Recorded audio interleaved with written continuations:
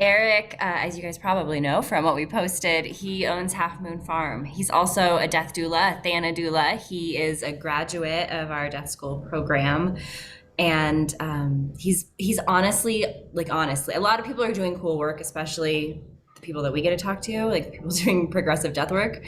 But I think Eric, that you are honestly doing the coolest work of anybody I know. Like I can't think of anything that's cooler than what you're doing. So he has an urban farm.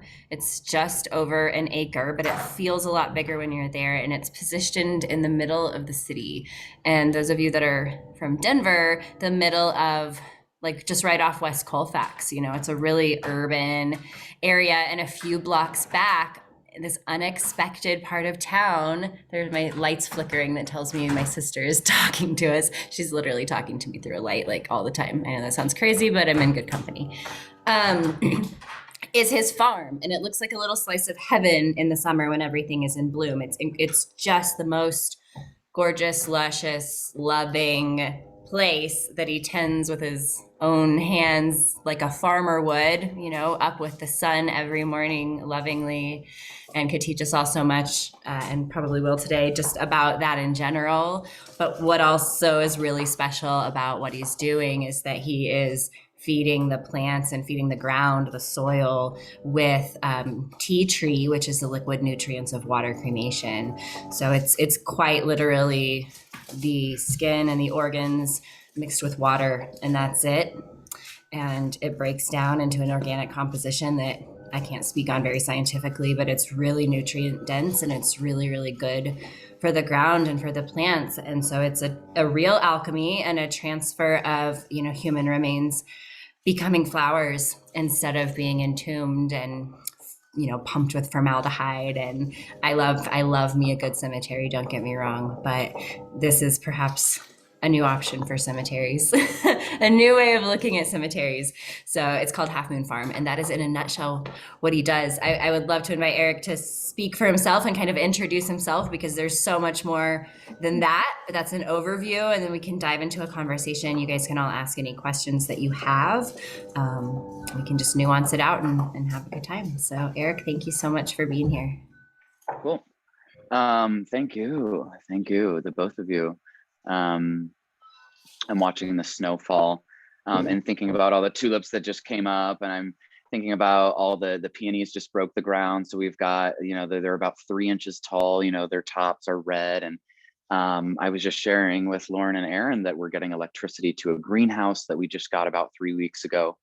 But I'm Eric Rooney. I am known as Rooney Bloom, Rooney, and maybe a few other names that aren't appropriate to share. But yeah, The garden master. I would have to look at things we've written in the past, because I feel like I've come up with good names for you before. Yes, you have, and I The would love if you guardian could of find the that. plant spirits. That's one It. of the good ones. Guardian Yeah, of the guardian of the plant spirits. And I'm young. My years are still pretty young on this earth. So I'll be 33 this year, and I've been lucky, and done a lot of hard work in finding really what brings me joy, and that's being with nature and sharing with other people the joy and the opportunities of joy and a deeper connection and complete and whole learning from nature. And so sharing those types of things is what I do. To a lot of people, it literally looks like I'm planting plants and I'm selling plants, and he's a good grower and these types of things. And that's great.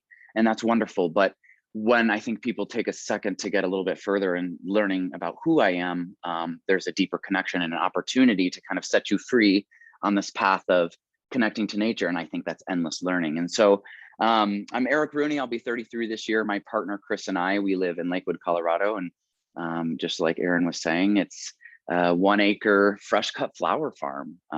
And people ask, have you always been a gardener and loved plants? And the answer is yes, when I find and go through kind of the trickle of life and the things that my mother would let me do, such as cutting out big chunks of my father's nicely manicured lawn to plant a tomato plant or two when I was younger and things like that. And I was always mowing the lawn and doing things with my dad. And so that was kind of fostered there. And my younger years of my professional life, I was a middle school teacher. And then I moved to San Francisco after I fell in love, and kind of started learning about microclimates in San Francisco, and the huge opportunities of plants really on that coast. And I grew up in South Carolina, Charleston, South Carolina. So things started to kind of connect. I worked for the corporate world in tech and sales for a minute, and then realized that plants was just my gig.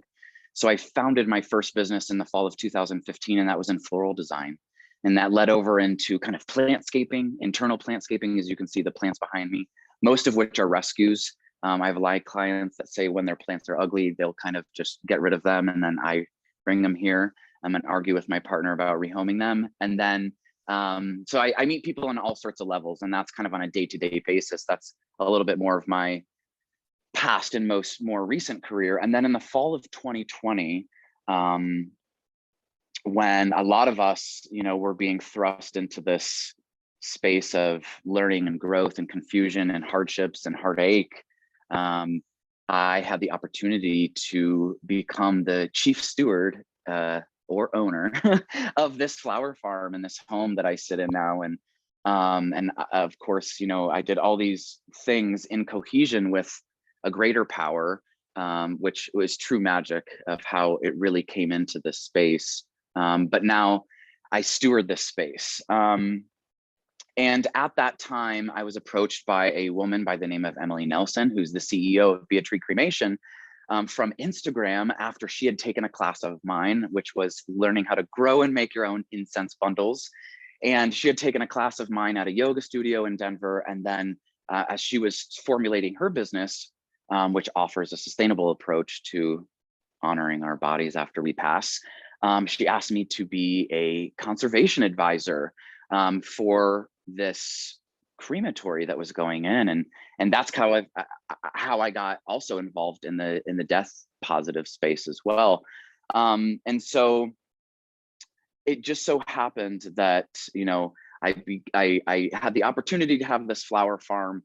I was asked to be a conservation advisor for a sustainable crematory in Denver, and both of them happened at the same time, which was really wonderful. And I was approached to then be the nutrient returner to this earth space.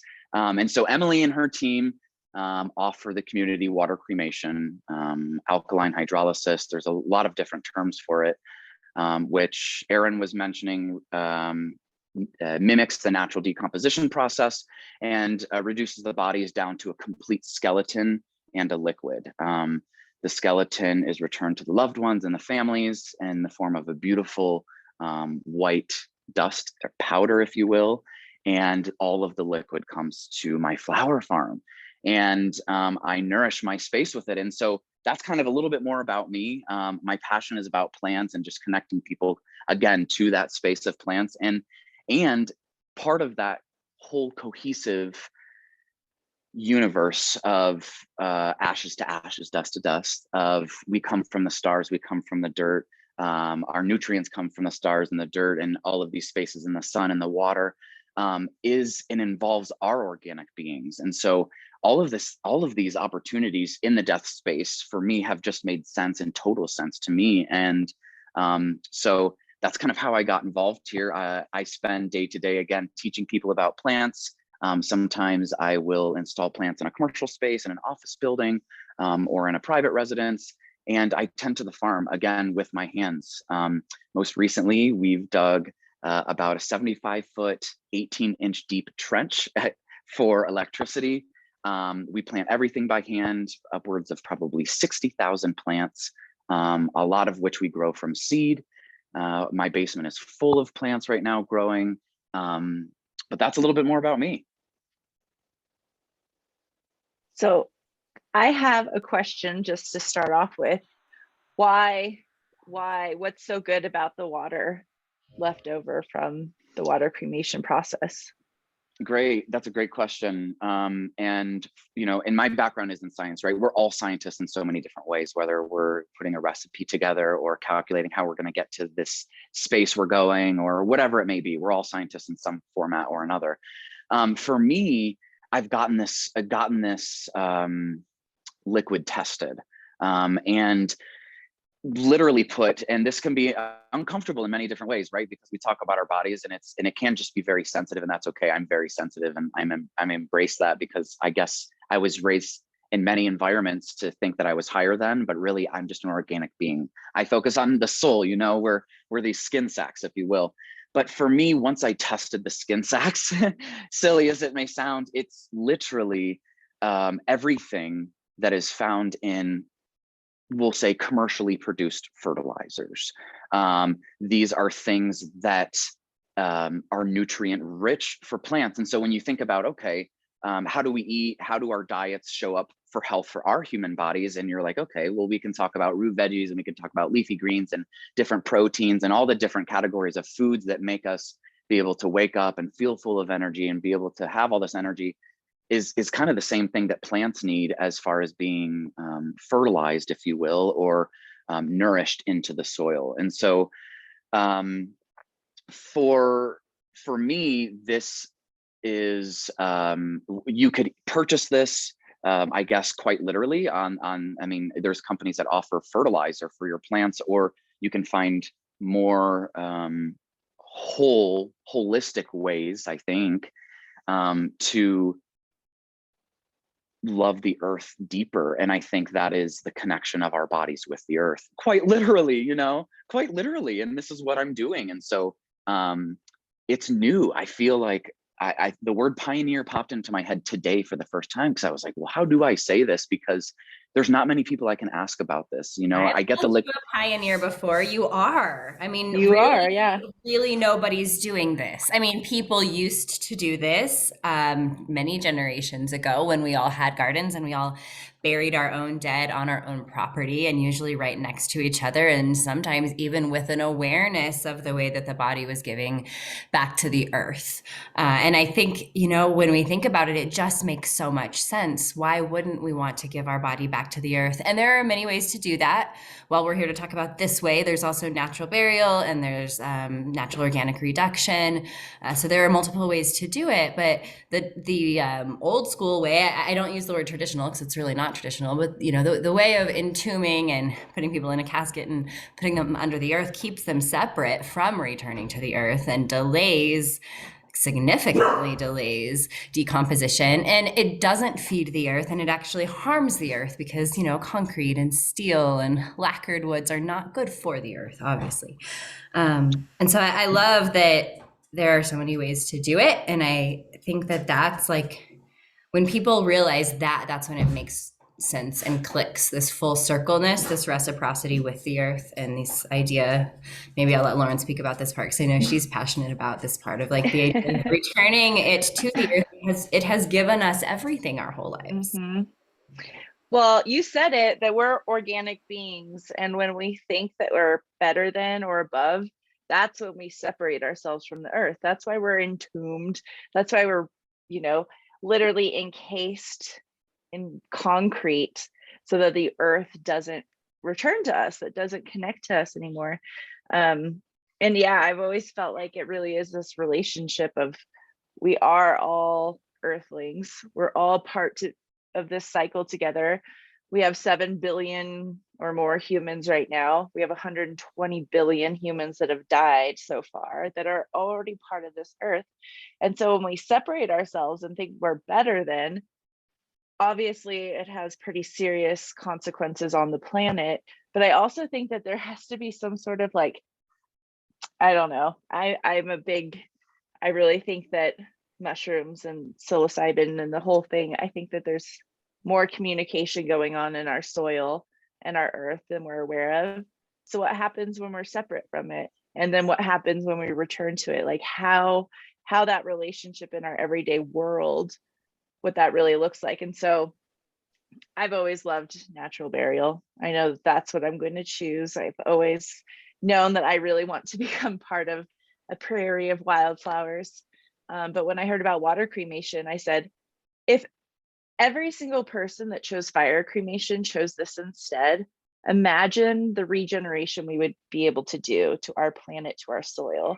And it's just such a simple little, people love cremation, and the reason they do is because they get these ashes at the back, and it's, you know, we're a very transient society. We don't stay in the same place. So cremation makes sense, but fire cremation makes no sense at all of what it's doing to our environment. And so, And yeah, it's just, I Into the absolutely body. love, Oh. yeah. yeah, and I giving think back. with what you were saying, if everybody chose that, and I do believe in free choice. I do believe everyone has the right to make a choice. And I also believe that when people are given all of the facts, that they will make a choice that is true with that. But I also believe that if all folks chose to return their bodies back to the earth in the most natural way, which would be natural burial, that we would have a demand for the protection of our lands, similar to indigenous folks who have and have always demanded the same respect for their lands as well. But since we have this disconnection, and since we have this inability, or I don't, I guess maybe in some ways, but since many folks have an inability to see this connection, then we don't have a demand, maybe a superficial demand where we're like, let's go green. But I'm like, well, let's break that down even, let's talk about what all this means. And I can be better too, and I'll make that clear. But that's true. If people, what I learned in your class along that same note is, in many different cultures across ages, thousands of years, maybe tens of thousands of years, the earliest civilizations wanted that they wanted their bodies to be connected, whether it would be honoring somebody in the square underneath the skin of animals so that it could decompose in a natural way, and really be connected, and really till it was the bones, and whether, and preserving the bones and making art in many different ways with those bones, or even all of these different ways, I think. And what do you see? That there was a demand to protect those lands because they were sacred. But as we have this disconnect, do we even call traditional cemeteries sacred? Many people do, I think. And is there a demand for protection of those lands? I don't think so, when it's poisonous lands, as far as an embalming sense. And I think about that, and the disconnection that we have of being able to, look at these spaces and want to go green, but we don't include those talks with this space and the death space and that connection as well. I just thought of that when you said that, Lauren. Yeah, I like that idea of thinking about that cemetery land is sacred land, but it's not healthy. I mean, every cemetery I've ever been to is usually green almost year round, magically, has no weeds. So that they're using pesticides. It says non-potable water everywhere. So it really is maybe sacred, but it's not, it is unhealthy land. And so why are we protecting unhealthy land and not protecting the land that would serve us forever? Something I learned this year, actually, just recently, was my grandfather, or my great grandfather, was a cemetery keeper. He was the groundskeeper, which just so happened to be. So I was like, I'm on this path in the right way. There we It's go. in my blood. It's in my literally blood. in your blood to do it. Yeah, I'm doing it a bit of a different way, though, in a different way, which is beautiful. At the farm, you're more than welcome. If you're in Denver, please come and visit anytime. I just ask for a 30-minute heads up. But come and see and learn, with me and what I'm doing in the space, because like I said, it's not talked about if people are doing it, and if they're doing it, it's probably a machine they're using with pets. And I know in California, a lot of the pet facilities do water cremation, and a lot of the grow operations are using this and their grow operations there, but people kind of don't really talk about it. People are but here, animal cremation remains with weed. There's no DNA, but yes, the organic materials of pets in California are used in many grows. Yeah. Going back to the cemetery part, I have not a love-hate, because I don't hate, but I have a love, question relationship with cemeteries too, because I love them so much. I love them aesthetically. I love them energetically. I love them as, I call them love museums. I think it's where you put these people that you love, and you can go back and you can see them. And I love all of that about it. But if you if you just look under the ground, if you look at what it looks like under that top layer of pretty green grass, it looks like a mouth of cavities. It's just cavity after cavity after cavity of a deep hole that's filled with metal and concrete and wood and covered back up.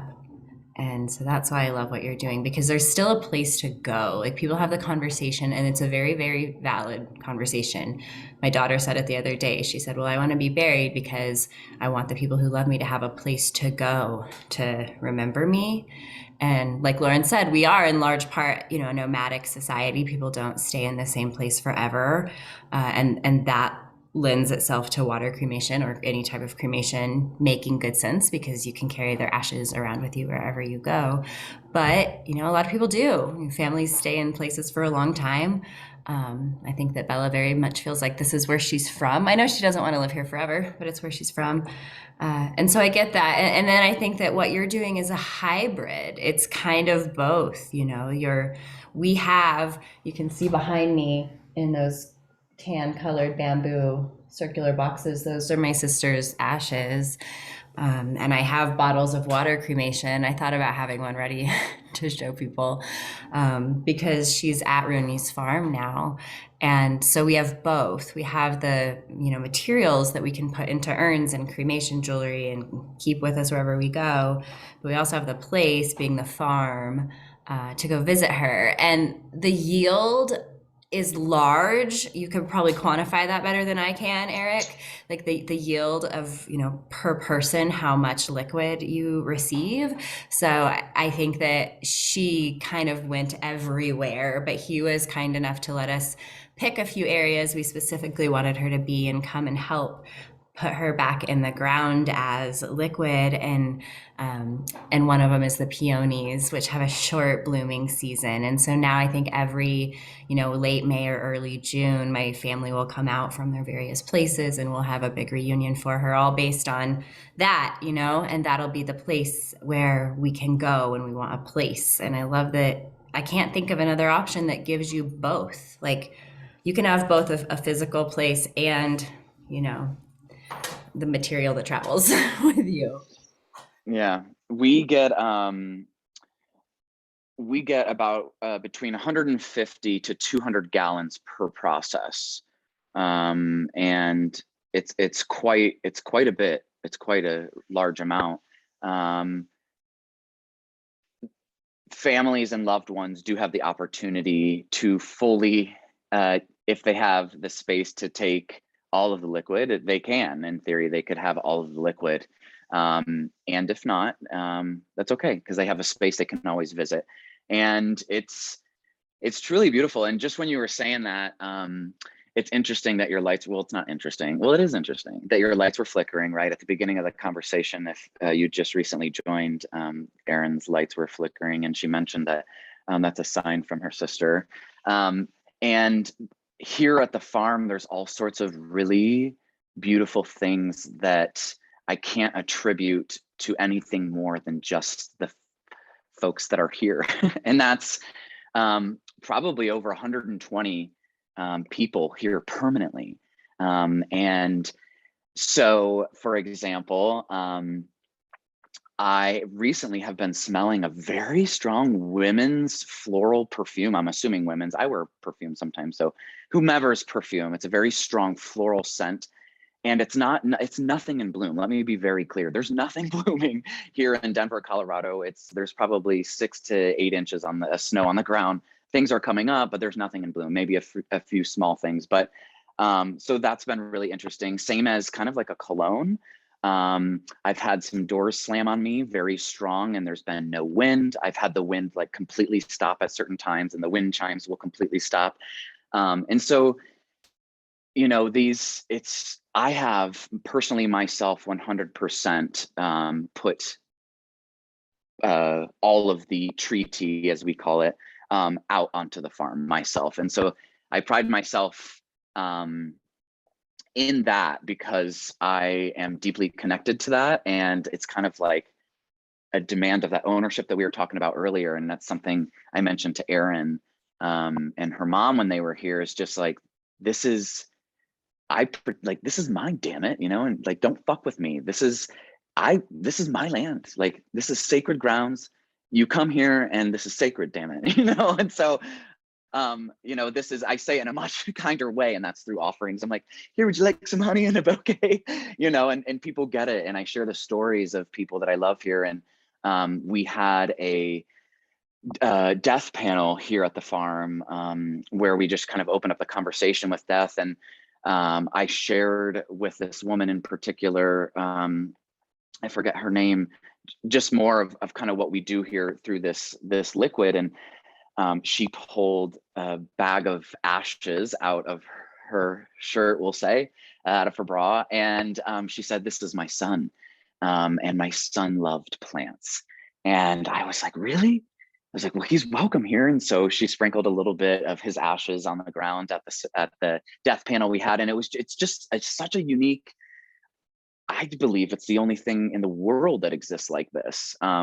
And to be able to know that literally these folks who through one way or another are here, their literal bodies are what is making these blooms happen and thrive and be so robust and will be for years to come. And so to me, I feel like, you know, writing everyone notes of thank you or being, you know, and I do it more, I guess, humbly, but I'm like, you know, what an honor this is that I have this opportunity. But, you know, there are literal things of it, you know, and it's like right now it's snowing. And so sometimes the logistics comes down to the physics of what we're happening here on Earth.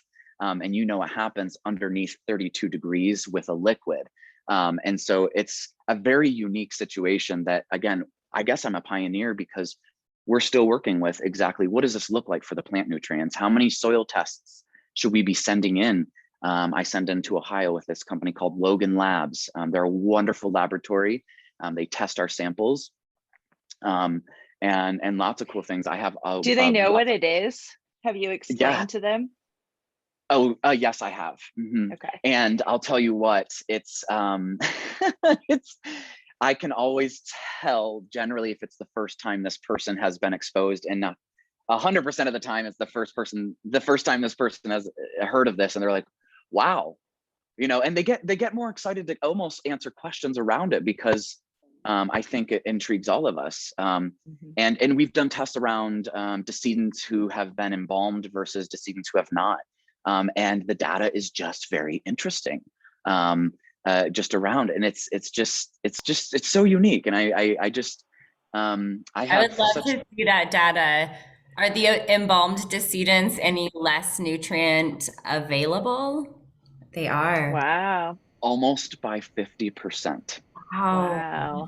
Yeah. So most people don't know this, but you can still be embalmed and do the water cremation process because at the end, you know, everything is made safe. I don't know what's the scientific word, you know, it takes away anything, like you can touch it and you'll be okay. Sterile. Yeah. And so that Beatrice has had, you know, a few families now who have chosen to do an embalming and a viewing and then come to her to have the process done. So it's interesting how that still really does affect the breakdown of everything and what's bioavailable now. Yeah, and by half in some aspects, I will say, and a lot of aspects.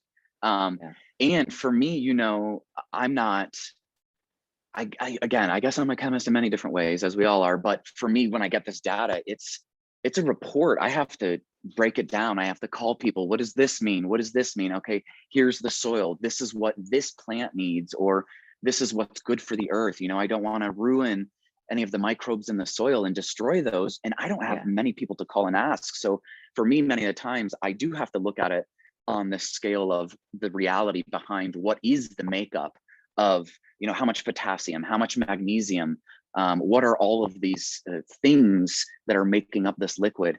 But it's just I tell everybody that comes here, 100% of the people, if they get in the conversation long enough, but it's really unique. My neighbors know, the community knows, anybody I have an opportunity to share this truth is really such a beautiful thing. Yeah. Really quick, Bree had asked a question. But is your land protected from development? What happens to the farm? After you, you know? Yeah, so that is a gift of choice that's been given to me, right? And as far as I know, I'll be damned if I ever leave this place. So it's in theory, you know, I don't know what protection looks like that, Bree, and thank you for bringing that up, because maybe there's an opportunity to have this protected. In some ways, I do get a little bit nervous about that. I'll be honest about that. And I think because it's not discussed, like I don't think death is not discussed in Western culture. And so I think a lot of different ways somebody's going to either be looking to profit from this space, because once they say, well, why do you want to protect it? And, you know, and then I have to divulge into more details. I think we'll have to be very careful and sad. It makes me sad to think that we may have to involve a legal team to get clarity on who I would want to involve at what process. Yes, this is very public information. It's all over the internet what we do here, but yeah, I don't know. Maybe let me know if you think. I wonder if you could, in your will, have it become open space when you die, and then it's protected by the state as open space, or like a community garden version of that, if that exists. Yeah, do we have any, if there's any lawyers listening, or if anybody's involved, and I'm Yeah, let's serious, so find out. community, right? This is what it takes. If there's Yeah. anybody that knows anybody that would like to, you know, explore the space, I'm happy to do that. I want everybody to, I don't ever want this space to be nothing but trees. And for the record, yes, we grow flowers here, but our long-term goals are more beautiful than that. And they include things such as a forest or a prairie land, or things that are more where people can enjoy. And to be also clear, because this is another question that comes up quite regularly, is do you use this on food you consume? Food that I consume, just me, just myself. I do work with the public in a lot of different foods, and I do not use it on foods that I work with and giving to the public or selling to the public. And let me tell you why. And it has nothing to do with it not being safe. It is the safest thing, I think, if you ask me, and if you do it right. I think it's the safest thing if you do it right. But we have to work together in breaking down the taboos around our organic beings in order to push forward with saying, is it weird to think about somebody that I really loved nourishing food? Maybe for a minute. I think so. For a minute, for me, I think I'll put myself in those shoes. But now that I've worked with it, and now that I've been exposed to it, and now that it's not been hidden behind some type of non-talk, no, it's wonderful. It's the only thing I want to put on my food. I don't want to go to the store and buy a bag of something where I can't pronounce these ingredients or whatever. Stacy wants to be on some hot peppers. She really loves, she always grew spicy peppers, and she loves spicy food, and she's a spicy girl. So she's got to be on the hot peppers. I know a guy.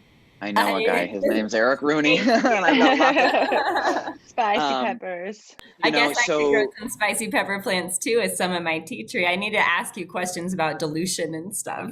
Yeah. Yes. So, you know, so we don't use it on our food now, but it's just working together. It's just breaking down the boundaries of that education and saying, because, you know, we live in a space where a place where people just want to sometimes hurt other people, and they'll throw up the law, or they'll push into hurt into another space. And right now I don't have the energy to fight somebody on what is right. I know what I'm going to do is right. So I'm going to do this for mine. And Erin, I heard your testimony and your proclaim that you're okay with it. So I will work with you on that. And I work with folks, that anybody. And I think one day we'll get to a space where everyone will say, I don't mind, I love this, you know? She wants to actually, I can literally hear her. She's like, I'll be a Stacy salad. Yes. I'll tell you what, the best salads. She can still make the best salads. That hasn't changed. Wow. Stacy's got a setup between the peonies on the table, tomatoes, maybe some lettuces and hot peppers. There you go. Tell you what, you know, and right, it's kind of that whole reciprocity of where we came from with the dinosaurs or whatever. We came from the ground, the dust, and the nutrients that our parents ate, and our biological families, you know, our parents, you know, nourished us with. It's all cohesive. It's all circular. It's all mandalic, if you will. So yeah, that's a few other things. But if anybody has any questions, I'd love to answer a few of the other questions on this topic. Basically, I do everything here at this farm. It never leaves the farm. So properties that I work with, it never goes over there or any of those sorts. And Brie, medicinal herbs, absolutely. If you don't know how to grow them, I'd love to show you how to grow them yourself. And if you ever have an opportunity, unfortunately or fortunately, to work with liquid gold like this, you can absolutely do it. And Erin, I can tell you about dilution of how to do this, and it's quite literally Yes. maybe 2 drops in a gallon and you're good to go. Maybe 2 little drops in a gallon, and you're good to go. And really, insane So as your I house have plants. 12 of those jugs, the blue Okay. glass. That's an Mhm. enormous amount. That's enough to Mhm. feed your whole farm for years. Just that. You have way more than you need. Holy shit. Yeah. Okay. My Yeah. friend got 5 gallons of her dad. She's a huge gardener. And I was like, okay, well, this actually equals about 500 gallons of liquid fertilizer and she's like, that's really sweet that I get to have my dad around for years and years and years. I was like, it is. Like, some people, what was when we did the podcast, Ancestors in Our Soil? Do you remember the poem and the book that she referenced? It was a Thich Nhat Hanh poem about ancestors being in our food. I've actually tried to look it up a few times and haven't. I'll look it up right now. I would love to Yeah, find that's it what and share Britta's it with saying, is that everybody. is exactly that same thing, imagining a space where it is. And I think it's that full connection. And see, Mhm. If we have yeah, 120 billion dead folks on this planet, they are part of our soil, they are part of our food, they are part of our life. And again, when I think about what we've done as a society in the last almost 100 years of encasing us and saying, you don't get to be part of the earth, we're better than the earth, and everything that's just kind of happened since then. I mean, American farming since the 40s, ugh, don't get me started. I know you could talk about it forever too, but that's really when we started that huge disconnection. That's really when embalming started happening in America, and those metal caskets and the cemeteries with their beautiful, pristine land. Yeah, there just has to be some direct connection. And we just need to remember that we're not above, and that it's a circle of life, Mufasa and Simba. Like, that someday I will be part of the soil that feeds the grass that the antelope eats, and then I eat the antelope, and then it begins again. That's how it's supposed to be. That's how it's written everywhere.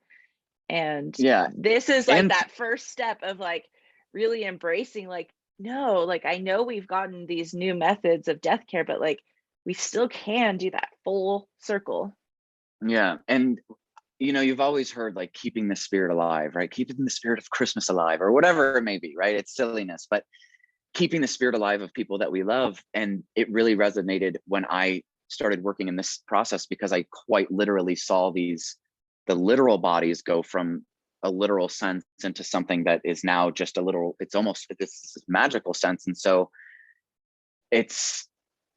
I think it helps me to live with more power in keeping the spirit alive of people that I loved. Yeah.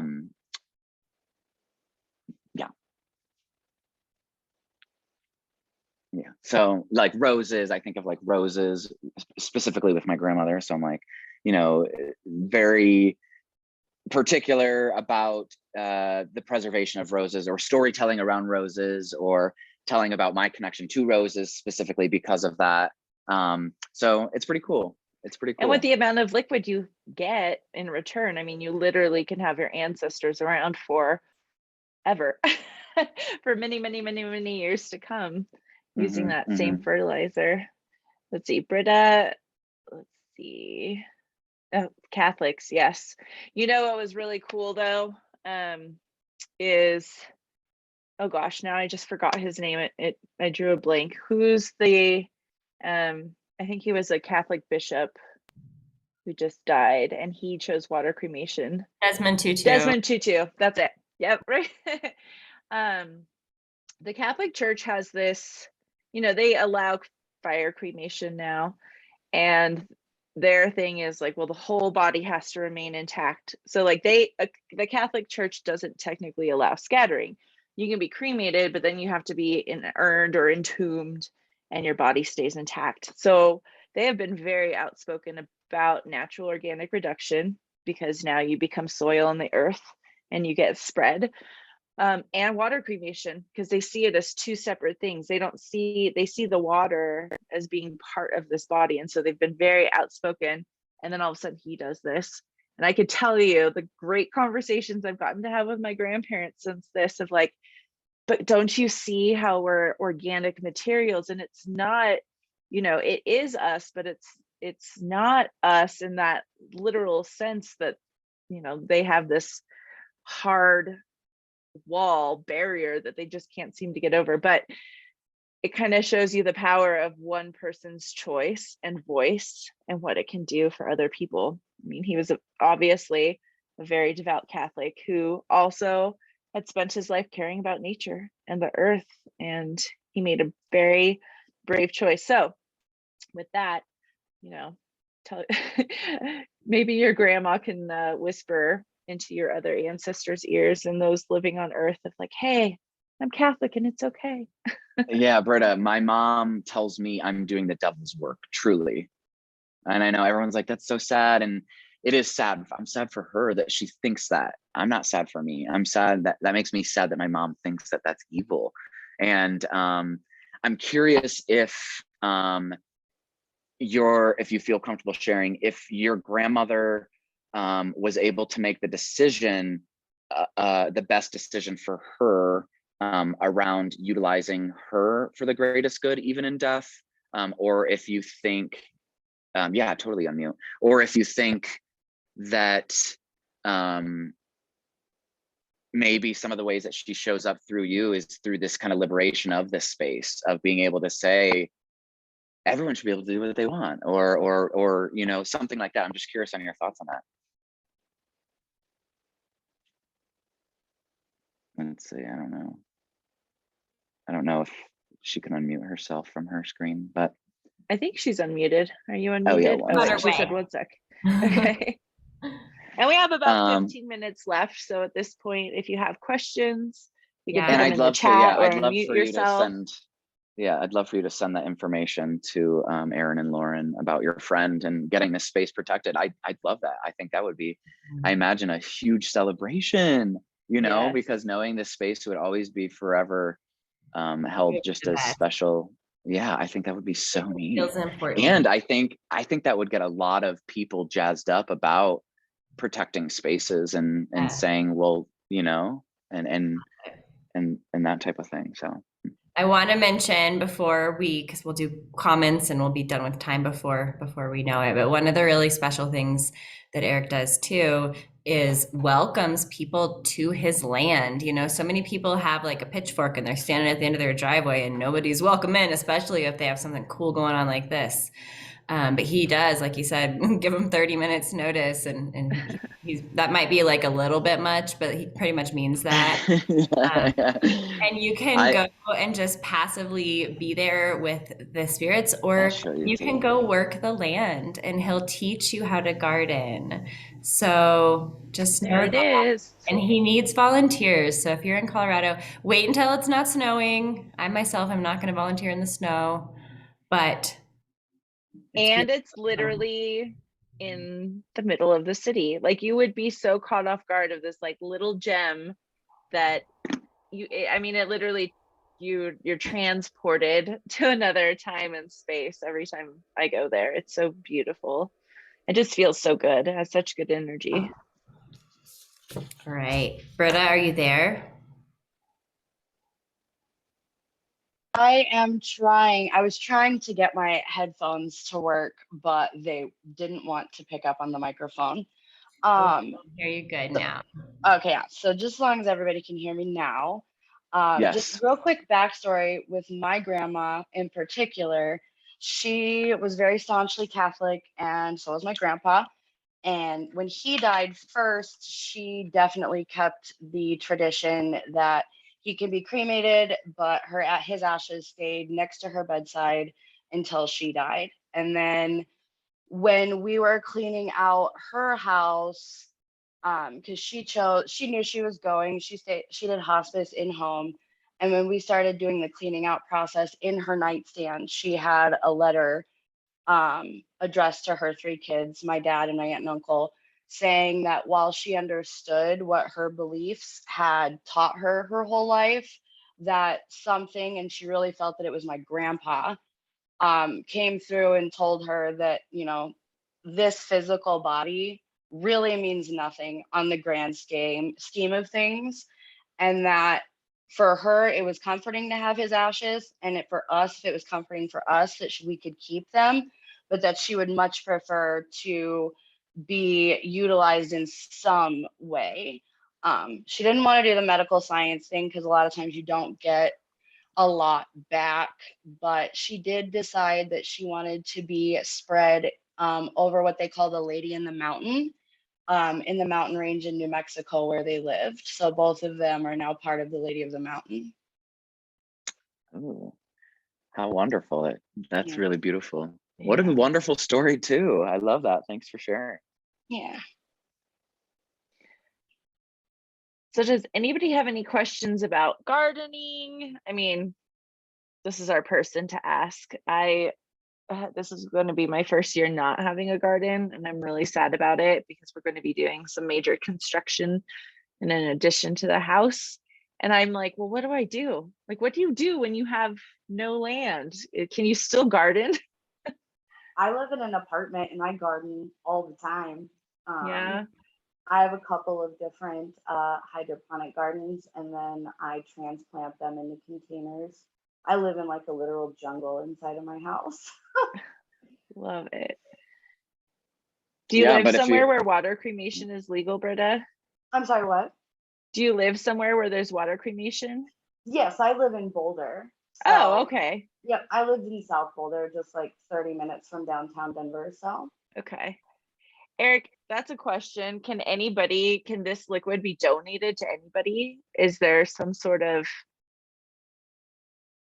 I don't know. I know with the funeral home that I'm contracted with, they're contracted with other like farms. And so a lot of like the shrubs and like garden center stuff, a lot of this liquid is going to those garden and grow centers here. So next time you're at, Rick's Garden Center or somewhere, you might be getting. I think, so I don't know exactly what Emily and her team have decided at this time. I know what it was when I was a little bit more involved a few years ago. So I do know 100% of it comes here unless it goes directly to the family. And I want to believe, and I think it's just a little bit more for, I think there's a little bit more of a process we're trying to exemplify in this space, which is the dignity of the person and going to a space where it's not necessarily like a garden center. And I think that would be okay maybe if somebody wanted that. But I think there's something more directly into the ground that I think to me is the most appropriate, because it is something so special,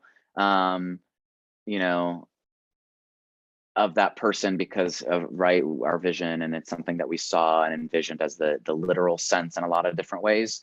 So yeah, I think that's for Here's Now. I know that we're definitely working on opening up the discussion with some personal folks that we know, to be able to potentially begin discovering and discussing what it could look like to potentially maybe expand with some other people that we know personally directly into the land.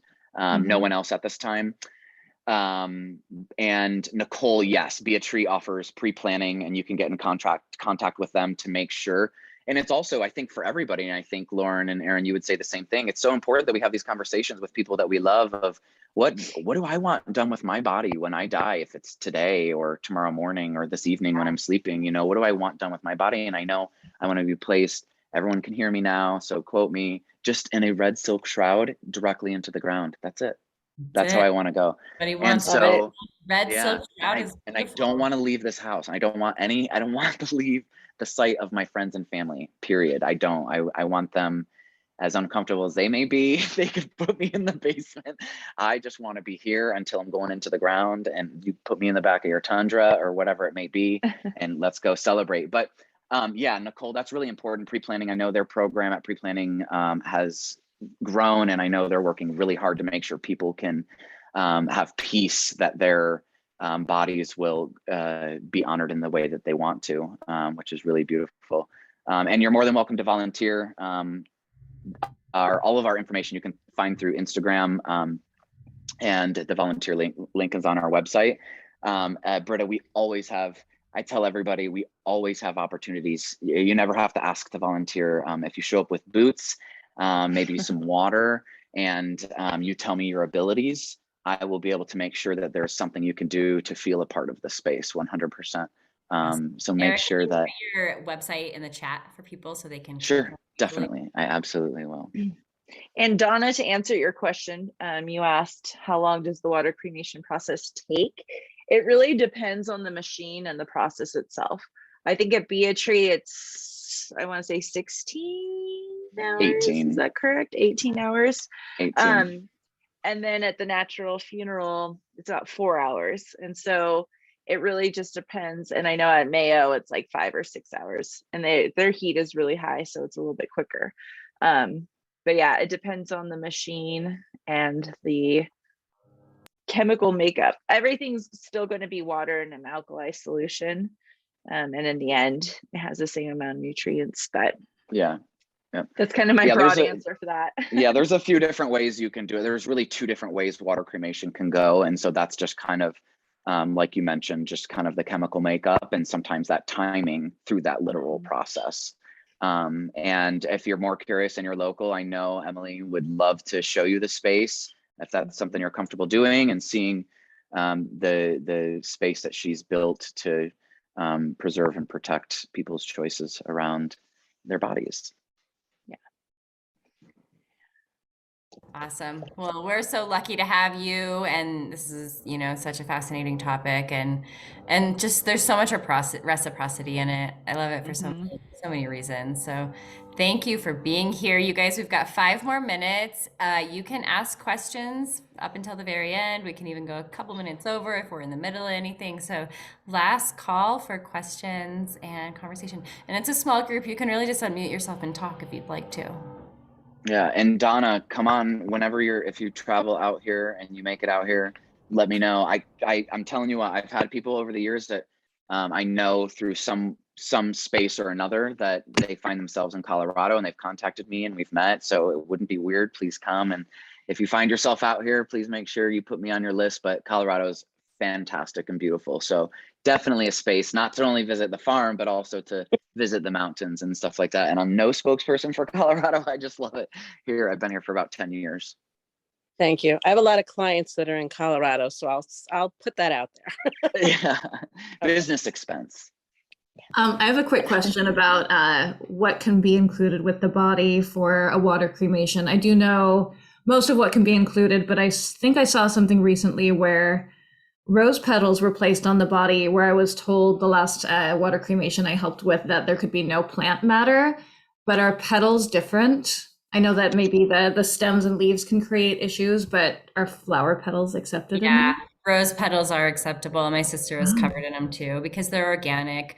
Most people go in naked, but there are certain families that don't want them to. So they even have like an organic, very specific cotton shroud that the machine can handle. So if it's something organic, easily digestible, so to speak. The one I helped with, we put raw silk on him. Yes. Yeah, I will say there are a few instances that are very unique where some of the plant matter will not break down.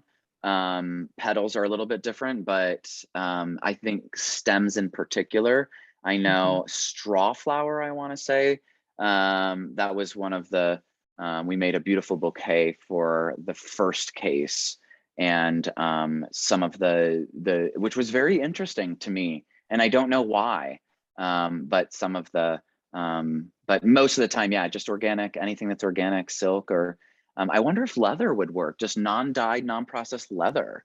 Yeah, it does. What I was told, is that only organic material that came from living creatures. That's why like silk, leather, thing. And I think with this boy, we put a leather cord with an antler tip with him.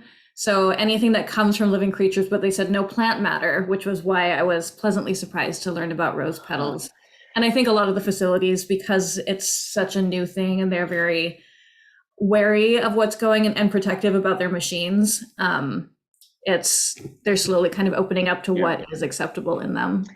And what's, I think, also truly unique is everybody's different. Everybody and everybody, you know, get that? Everybody is different, truly. And I think it's almost a case by case basis, I think sometimes. And same as like plants. I think that's why it's important to have extreme dignity and preservation and protection over this space so that it can continue to be done with that touch. Eric? I love it. I just wanted to chime in on something you said a little bit earlier about like spiritual experiences or energetic experiences that happened around you where you are. I was a nurse for 17 years and now I do spiritual work, a lot of mediumship work, that type of thing. And the one thing that I get conveyed strongly is people that are caretakers, and you're a caretaker. So people that are caretakers have the energies from the other side come back to heal you and work with you to continue doing your work. So you're going to receive a lot of the lights flashing, all the different things that you're ill, you're going to get support from the other side. You're literally sometimes the last person handling the physical vehicle, but their soul is going to go around you. So you're going to keep experiencing all those things. And all of us, I'm sure, watching this are all some form of a caretaker with the spiritual. And you said Eric or Aaron? Eric? Okay. Thank you for, I had the idea that some of those, what you said may be true, and a lot of it was new for me. And so thank you for sharing that, because that helps me to feel more protective over this space. I can also affirm that my childhood home was on the orchards of a very notorious like serial killer from the 1920s in North Platte, Nebraska.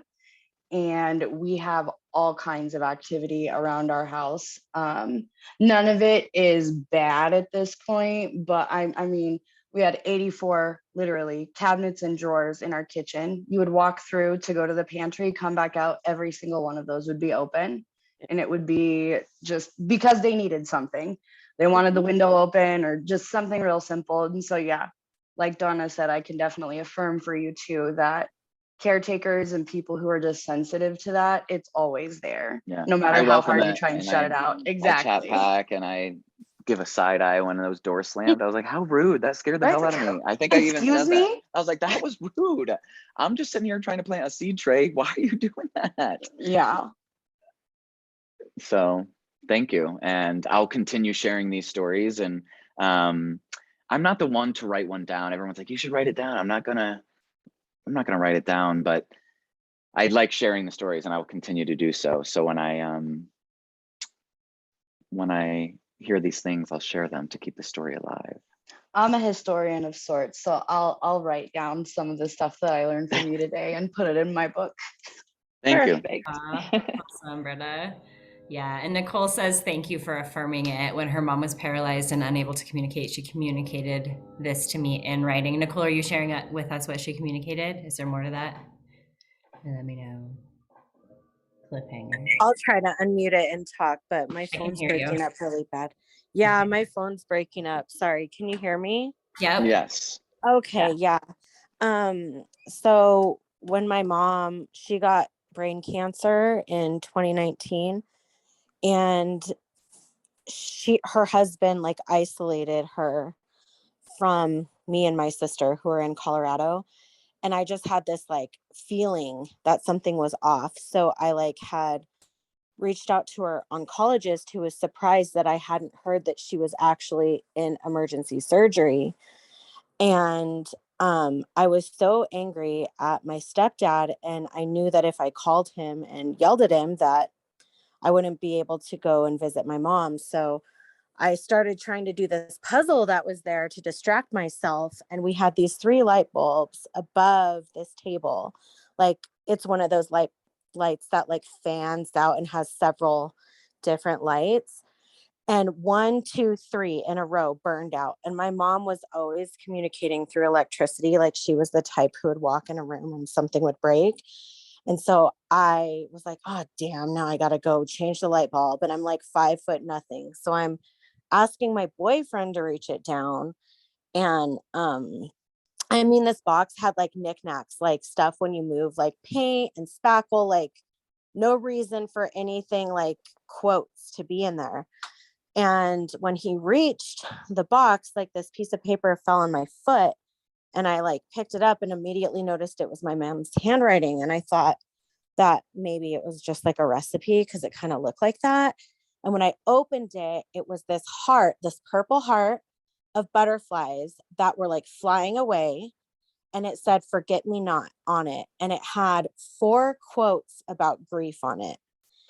And it was just so crazy. Like I could go on and on with stories, but my mom has come through so much, and she wasn't able to communicate like in words, but that's how she communicated to me. And I know like that she's on the other side, like working for us. And that's what our loved ones do. You know, they are like our spirit team on the other side. So I don't They know.